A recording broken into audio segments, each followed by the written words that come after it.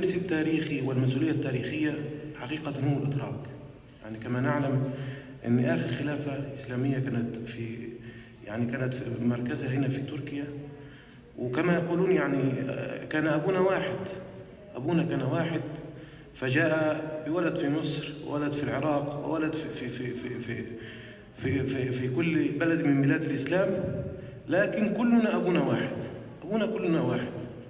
فإذا تعرضت في بلدي إلى ظلم فليس من ذنبي أن يعني أبي جاء بي في هذه البلاد، يعني هذا ليس من ذنبي.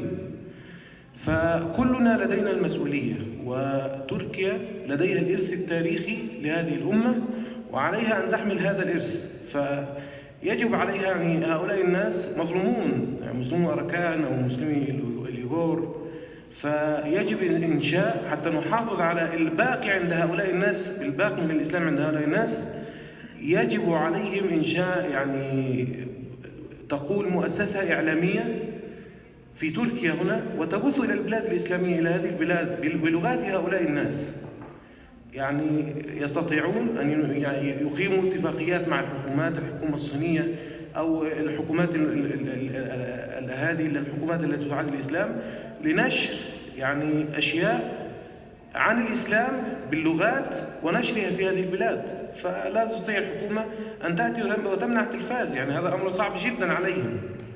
فهذه الأمور يعني لابد أن نوضحها، ولابد أن يبدأ الناس في اتخاذ الإجراءات، لأن هذا إرث تاريخي على الأمة الإسلامية في تركيا. فربنا سبحانه وتعالى يحفظ هؤلاء الناس ويحفظ الإسلام في هذه البلاد.